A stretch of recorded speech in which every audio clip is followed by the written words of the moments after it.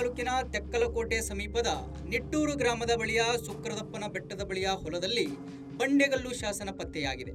ನಿಟ್ಟೂರಿನಲ್ಲಿರುವ ಅಶೋಕನ ಶಿಲಾಶಾಸನ ಪತ್ತೆ ಆಗಿರುವ ಸ್ಥಳದಿಂದ ಸುಮಾರು 1 ಕಿಲೋಮೀಟರ್ ದೂರದಲ್ಲಿರುವ ಈ ಬಂಡೆಗಲ್ಲು ಶಾಸನವನ್ನು ಸಂಶೋಧನಾರ್ಥಿಗಳಾದ ಅಶೋಕ್ ಅಬಕಾರಿ, ಮನೋಹರ್ ಸಿಎಂ ಗುರುತಿಸಿ ಕ್ಷೇತ್ರ ಅಧ್ಯಯನಕ್ಕೆ ಧಾರವಾಡದ ಲಿಪಿತಜ್ಞ ಮಾರುತಿ ಭಜಂತ್ರಿ ಹಾಗೂ ಹಿರೇಬೆಣಕಲ್ ಮಂಜುನಾಥ ದೊಡ್ಮನಿ ಅವರ ಗಮನಕ್ಕೆ ತಂದರು.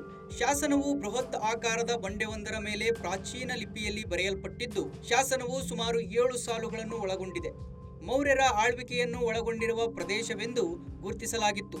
ಸದ್ಯ ಪತ್ತೆಯಾಗಿರುವ ಶಾಸನದ ಲಿಪಿಯ ಆಧಾರದಿಂದ ಸುಮಾರು 7ನೇ ಶತಮಾನದ ಬಾದಾಮಿ ಚಾಲುಕ್ಯರ ಕಾಲದಿಂದ ರಾಷ್ಟ್ರಕೂಟರ ಕಾಲಘಟ್ಟಕ್ಕೆ ಸೇರಿದೆ ಎಂದು ಅಂದಾಜಿಸಲಾಗಿದೆ. ಇತಿಹಾಸ ಸಂಶೋಧಕ ಗಂಗಾವತಿಯ ಶರಣಬಸಪ್ಪ ಕೊಲ್ಕಾರ ಮಾರ್ಗದರ್ಶನದಲ್ಲಿ ಶಾಸನದ ಅಧ್ಯಯನ ನಡೆಸುತ್ತಿದ್ದು, ಶಾಸನದ ಕುರಿತು ಶೀಘ್ರದಲ್ಲಿಯೇ ಮಾಹಿತಿಯನ್ನು ಒದಗಿಸಲಾಗುವುದು ಎಂದು ಲಿಪಿತಜ್ಞ ಮಾರುತಿ ಭಜಂತ್ರಿ ತಿಳಿಸಿದ್ದಾರೆ. ಏನ್ಷಿಯಂಟ್ ಇಂಡಿಯನ್ ಹಿಸ್ಟ್ರಿ ಮತ್ತು ಎಪಿಗ್ರಫಿಯಲ್ಲಿ ಕರ್ನಾಟಕ ಯೂನಿವರ್ಸಿಟಿ ಆಫ್ ಧಾರವಾಡದಿಂದ ನಾನು ಗೋಲ್ಡ್ ಮೆಡಲಿಸ್ಟು. ಈ ದಿನ ನಾವು ಸಿರುಗುಪ್ಪ ತಾಲೂಕಿನ ತೆಕ್ಕಲಕೋಟ ಮತ್ತು ನಿಟ್ಟೂರಿನ ನಡುವೆ ಮಧ್ಯದ ಭಾಗದಲ್ಲಿ ನಾವು ನಿಂತಿದ್ದೇವೆ.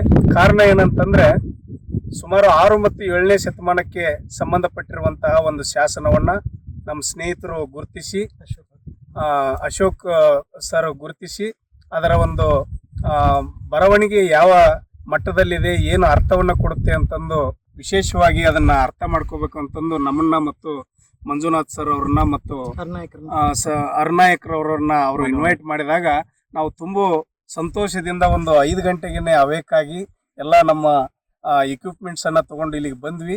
ಈ ಒಂದು ಸ್ಥಳ ತುಂಬ ಇತಿಹಾಸ ಪ್ರಸಿದ್ಧವಾದಂಥ ಸ್ಥಳವಾಗಿದೆ. ಇಲ್ಲಿ ಮೆಸೋಲಿಥಿಕ್ ಪೀರಿಯಡ್ ಮತ್ತು ಮೆಗಾಲಿಥಿಕ್ ಪೀರಿಯಡ್ಗೆ ಸಂಬಂಧಪಟ್ಟಂಥ ಎವಿಡೆನ್ಸ್ಗಳು ನಿಮಗೆ ಗೊತ್ತಿದ್ದಂತೆ ಗೌಡ್ರ ಮೂಲಿ, ಗೌಡ್ರ ಗುಡ್ಡ ಅಂತ ಆಡು ಭಾಷೆಯಲ್ಲಿ ಕರೀತಾರೆ. ಅಲ್ಲಿ ಇತ್ತೀಚೆಗೆ USC ವಿಶ್ವವಿದ್ಯಾಲಯದಲ್ಲಿ ಅಸೋಸಿಯೇಟ್ ಪ್ರೊಫೆಸರ್ ರವರು ಇಲ್ಲಿ ಎಕ್ಸ್ಕವೇಷನ್ ಮಾಡಿಬಿಟ್ಟು ವಿಶೇಷವಾದಂತಹ ಶಿಲಾಯುಗಕ್ಕೆ ಸಂಬಂಧಪಟ್ಟಂತ ಮೆಗಾಲಿಥಿಕ್ ಸೈಟನ್ನು ವಿಶೇಷವಾಗಿ ಎಕ್ಸ್ಕವೇಷನ್ ಮಾಡಿದಂಥ ಒಂದು ಸ್ಥಳ ನಮ್ಮಿಂದ ತುಂಬಾ ನೆರಳ ಅಳತೆಯಲ್ಲಿ ಮತ್ತು ದೃಷ್ಟಿಯ ಅಳತೆಯಲ್ಲಿ ಇರುವಂಥದ್ದು ಅನ್ನೋದನ್ನ ಒಂದು ವಿಶೇಷ. ಮತ್ತು ಇದೇ ಭಾಗದಲ್ಲಿ ಅಶೋಕನ 1 ಮತ್ತು 2ನೇ ಮೈನರ್ ಎಡಿಕ್ಟ್ ಅಂದ್ರೆ ಅಶೋಕನ ಲಘು ಶಾಸನಗಳು ಇಲ್ಲಿ ದೊರೆತಿರುವುದು. ಈ ಒಂದು ನಾವು ನಾವು ಪರಿಚಯವನ್ನ ಮಾಡುವಂತಹ ಶಾಸನ ಅತಿ ವಿಶೇಷವಾದಂತಹ ಮತ್ತು ಅಪ್ರಕಟಿತ ಶಾಸನ ಅನ್ನೋದ್ರಲ್ಲಿ 2 ಮಾತಿಲ್ಲ. ಇದು ಯಾವ ಅರ್ಥವನ್ನು ಕೊಡ್ತಾ ಇದೆ, ಇದು ಯಾವುದಕ್ಕೆ ಸಂಬಂಧಪಟ್ಟಿದೆ ಅಂತಂದು ನಾವು ಇನ್ನೂ ಕೆಲವೇ ದಿನಗಳಲ್ಲಿ ಹೇಳುವಂತಹ ಕೆಲಸವನ್ನು ಕೂಡ ಮಾಡ್ತಾ ಇದ್ದೇವೆ.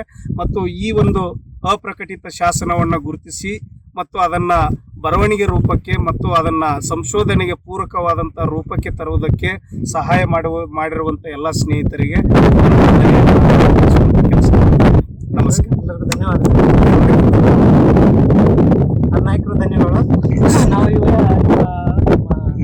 ಮನೋಹರ್ ಅವರು ಭಾಳ ಸ್ಥಳೀಯರಾಗಿದ್ದರಿಂದ ಕಲ್ಕೋಟೆಯವರು ಎಲ್ಲ ಪ್ರಸಿದ್ಧಿ ಮಾಡಿಕೊಟ್ಟು ಎಲ್ಲರೂ ಕೋಆರ್ಡಿನೇಟ್ ಮಾಡಿ ನಾಯಕರು ಮತ್ತು ಅಶೋಕ್ ಅವರು, ನಮ್ಮ ಭಾಷಾ ಅವರು,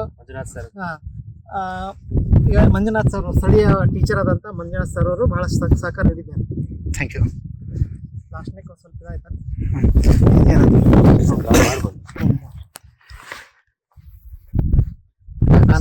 ಸಂಪೂರ್ಣ ನ್ಯೂಸ್, ಇದು ನೊಂದವರ ಧ್ವನಿ.